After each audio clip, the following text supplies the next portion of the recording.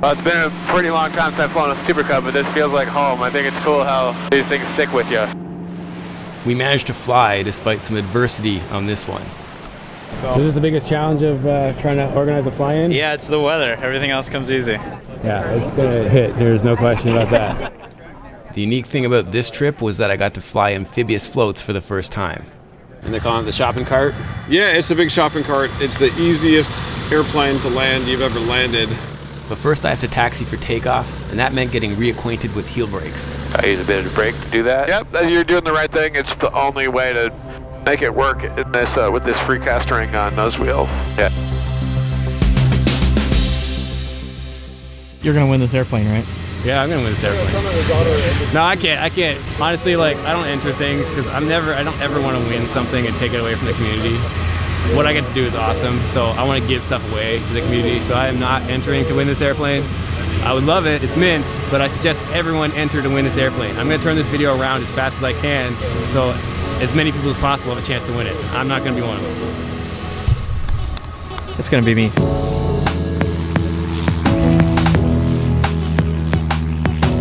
That hopeful winner is friend and fellow flying YouTuber Josh from Aviation 101. He and I both traveled to Frederick for the Aircraft Owners and Pilots Association Fly-In hosted there. With the 75th anniversary of D-Day coming up, there was going to be a period-accurate paratrooper drop at this event. Jumpers away! Jumpers away. I was lucky to be on board for that. Everybody's down and everybody's back up packing. Good job. That was freaking awesome, guys. Watch for that episode soon on the channel, but for this one, it was going to be all about flying the Super Cub on amphibs. I was lucky to get some legit training in this thing, and I'm happy to share it. This is the AOPA Sweepstakes Super Cub airplane. What we do at AOPA is we take an airplane, completely refurbish it, and it's our giveaway. We're going to give it away this summer. The entry period ends May 31st. I turned this episode around really quickly after having shot it because I wanted as many of you as possible to know about it and get a chance to win this awesome aircraft. There's a whole bunch of really cool content coming flying straight floats in Alaska. I've got some videos already published about flying Super Cubs. But for this one, it's going to be all about the amphibs, but more importantly, flying what is undoubtedly the nicest Super Cub I've ever seen. And that's all thanks to the restoration team. This is a 1954 Piper Super Cub that was damaged pretty substantially in an accident. We rebuilt it, or restored it to a new condition and improved some of the instrument panel and stuff like that. So this looks like factory new to me. Like, how do you even begin something like this? Well, it takes a lot of time and planning. It's actually better than factory new as far as paint and finish, that type of thing. On the outside, it's a pretty traditional looking airplane, but when you really start looking at it, there's a lot of mods and features of it. It's a very well equipped airplane that somebody will have a ton of fun with. The drawing for the airplane is June 18th. So either that day or shortly after, we'll find out who the winner is. And if you win and don't think you'll be able to afford the training to fly it, you're covered. If the winner doesn't have a seaplane rating already, Promark Aviation in Texas is actually going to donate the training toward the seaplane rating. We've got the winner taken care of. So the good/bad news is that I fly so many different types that I have almost no sight picture muscle memory. And the thing I'm current in right now is a T6. So I'll probably, if anything, I might be trying to flare high. Yeah, you know, it's actually a T6 height is about the right height. Okay. It's there's no big round out like there is in a T6. Right. But that height is just about perfect. You'll love the really high seating position. Comfort level is really terrific, and the crisp way that this airplane handles is unlike most pulley controlled airplanes. You know, it's a really tight ship. Not a tail wheel at all. It's more stable than a nose wheel.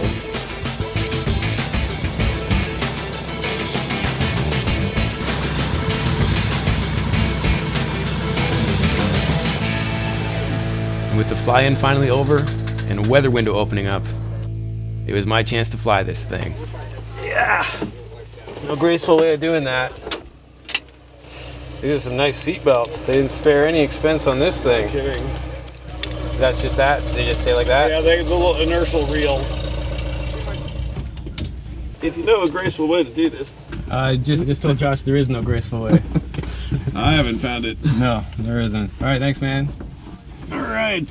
Okay, I don't have a checklist back here, but you're gonna read it to me. I've got it. Yep. Mixture rich.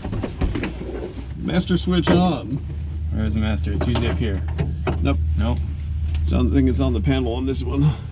The right, there it is, yeah. Okay. Yep, just throttle crack and crank away. I'm backing you up on the brakes. Okay, where's the starter? It's right by the mags. Mag and EIS. Both of them on? Both of them on. All right, I'll Clear. Clear.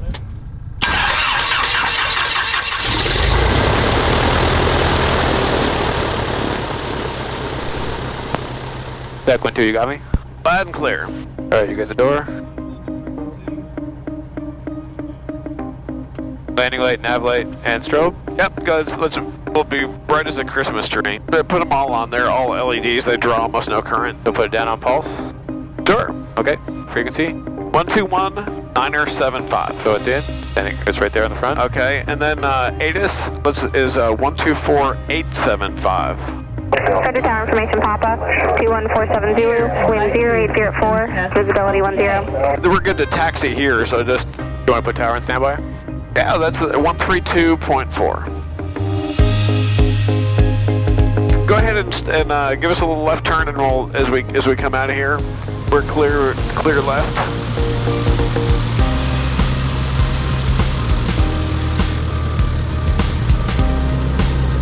I use a bit of brake to do that. Yep, you're doing the right thing. It's that's the only way to make it work in this with this free castering on nose wheels. Yeah.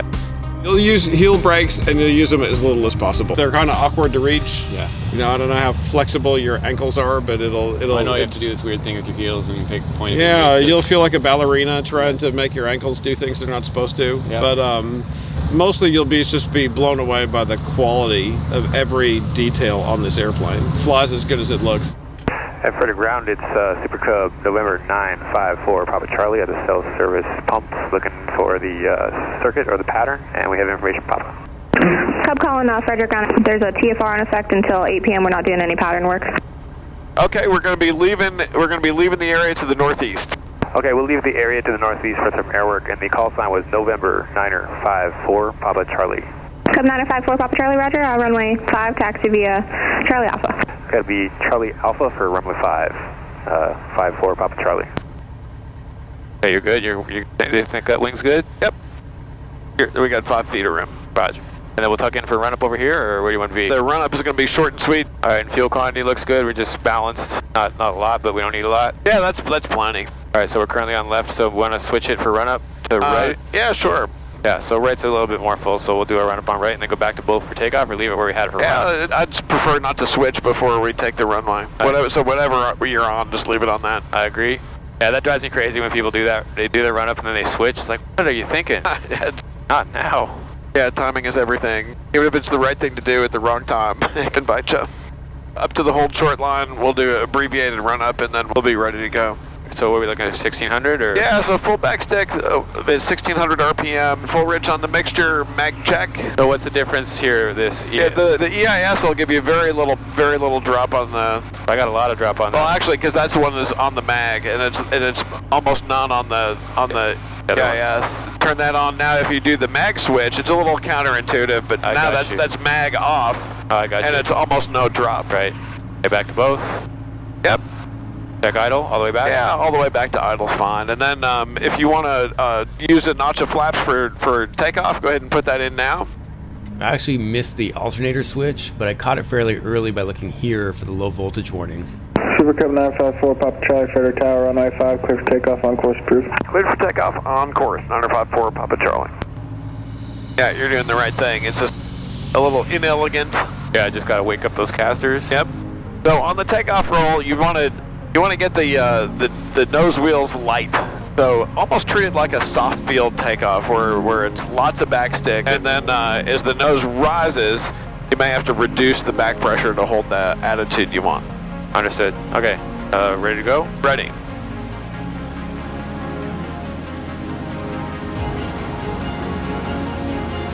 Here comes the wheelie. That's it. Hold that attitude. Just let it fly off. Beautiful. Okay, positive rate. Flaps or gear up. And flaps up too? Yep, flaps up next.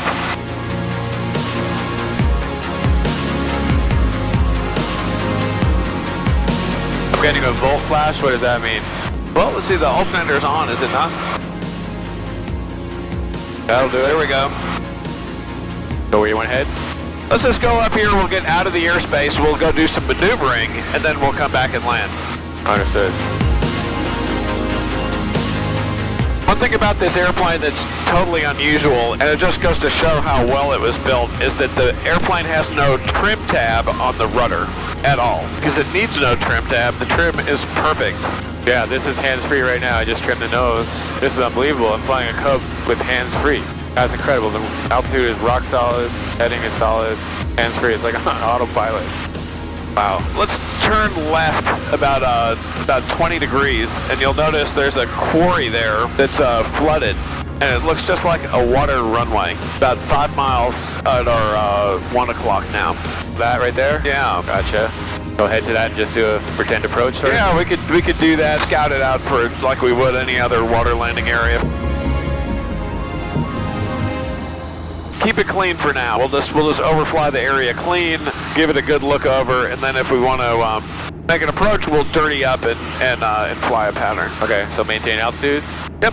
So I don't see any wires or towers or anything like that. I just see trees. Maybe there might be, if there was a windy day, we might have some turbulence to deal with, but I don't see any issues there. The water looks glassy, so I don't even think we have much to deal with wind. So do you guys practice landing on this? No, I never have. It's usually not got this much water. It's only because of the recent rains. All right, it looks this way. Yeah, it really does. All right, so want to just do like a left pattern over? Yeah, let's do exactly that. Okay, so just checking, clear left. Like some campers down there. Isn't it just nice and crisp? Beautiful, yeah. Like what is original on this thing? It all seems mint. It's true. It's just work. Very few parts are original. Just the airframe, and then they rebuilt all around it. Even the airframe is new. Oh, yeah, because it doesn't feel bent at all. It feels real straight. Go ahead and slow us down to flap speed. Okay, so there's the white arc. Here comes 1 notch. Let's do our simulated landing with 1 notch. Do I see it? Okay. Yep. Go ahead and start your turn.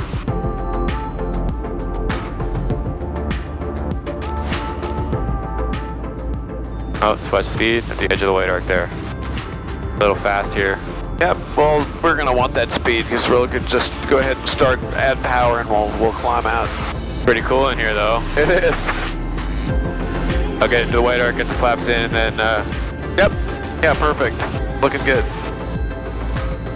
Let's go ahead and use two notches on this one. A little high to start, so that'll help us get down.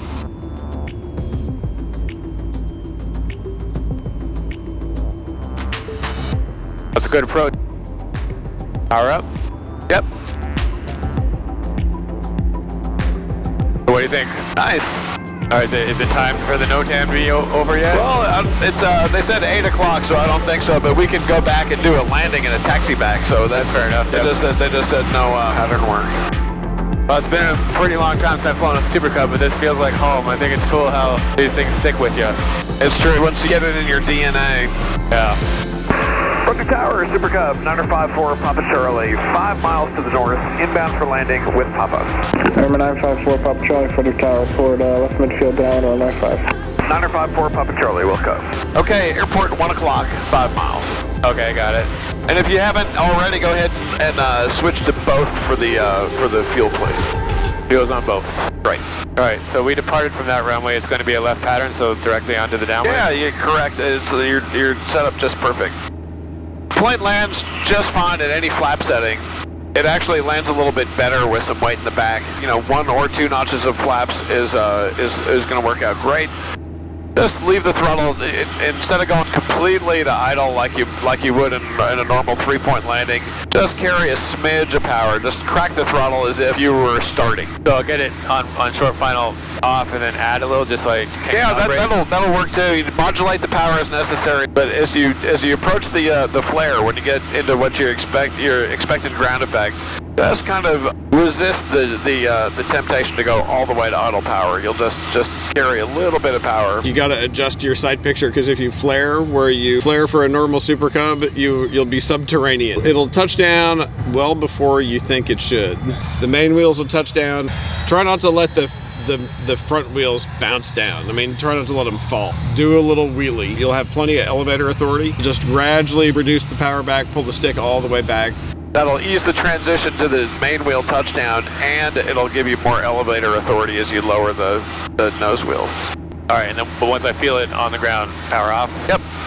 With the T6, the hardest thing in the checkout was committing to letting the power go off short final. I just felt like this massive thing is going to drop out of the sky. Yep. But if you don't do that, it'll just float and float and float. It was so hard to believe with the nose up like that in a 3-point with the T6 that it would keep flying. Right. Although when it stops flying, it sure as hell stops flying. At this point in the flight, we had a bit of an odd exchange with ATC, but I decided to leave it in as a bit of a learning moment for everybody. Aircraft short final for 2-3, what's your call sign? Are you a Nordo aircraft short final 2-3? How's the Nordo aircraft going to hear him if he's asking if he's Nordo? Is that 4 Papa Charlie short final? Negative. No, negative, 954 Papa Charlie. Just a couple miles north approaching the left-hand downwind for 5. One thing that's important on the amphibious airplane landing, that everything else is in detail. Well, gear. Rock your wings if you can hear me. So let's do our downwind check. So it's going to be mixture rich. Gear's coming down. And they do take 8 seconds, I think. Now you're looking for 4 green lights, and you got 3 now. There you go. Now you got 4. So things continued to get a little bit weird with ATC before we figured out the issue. Use caution, I got aircraft in the Delta I'm not talking to. I don't know where he is, though. He's at short final. 954 Papa Charlie, roger, and we're just approaching the left midfield downwind for 5. 4 Papa Charlie, he's on the left midfield down too. It's like he's overflying 2-3 again, not talking to him, don't know what he's doing. I don't see him. Roger, looking for the traffic, 954 Papa Charlie, and where is he now? He's just over the grass now, low level. Roger, 954 Papa Charlie, thanks. Of this runway or 023? 2-3. Float plane in the downwind. Can you hear me? Do you have a call sign? Won't that put us on a head-on, though? I cannot. This is the float plane on the downwind. What did you ask? What are you doing? You just came in the Delta. I don't know your intentions. 954 Papa Charlie. We're told to enter the left downwind for runway 5. 4 Papa Charlie. Are you the yellow float plane? Affirmative, yellow float plane. I asked you that a bunch of times. You look like you're on final for 2-3. Negative. We're told to enter the pattern for runway 5. 4 Papa Charlie, roger, runway 5, clear to land. Clear to land, runway 5, 954 Papa Charlie. That was weird. That was ridiculous. So I'm fast. Okay, let's tell you what. Let's go around. We'll set up for another one. Yeah, that was just weird. Yeah, distracting. All right. 954 Papa Charlie is going around. 4 Papa Charlie, roger. Yeah, the whole time it looked like you're on final for 2-3. How come you didn't pick up that call when I said that? You said you were saying a Cub was short final for 2-3. We were approaching the downwind for runway 5. I thought there was another airplane out here. Was looking all over for him. No, from my point of view, it looked like you were straight on final for 2-3. Okay, let's just level off, and we'll make a crosswind downwind. 4 Papa Charlie, same attention. 954 Papa Charlie, like a full stop landing on runway 5. 4 Papa Charlie, make left traffic works, and continue down. Roger, continue the downwind for runway 5, 954 Papa Charlie. 4 Papa Charlie, runway 5, clear to land. Clear to land, runway 5, 954 Papa Charlie. Right, you want full flaps? Yeah, let's extend just a smidge. That's it. Go ahead and power back full flaps and just fly your normal approach. Modulate the power as necessary. Excellent, looking good. We'll just shoot for the fixed distance markers at 1,000 feet. Roger.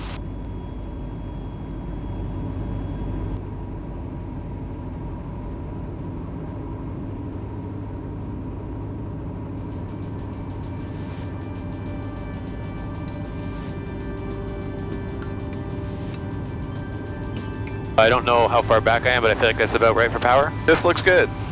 Everything feels perfect.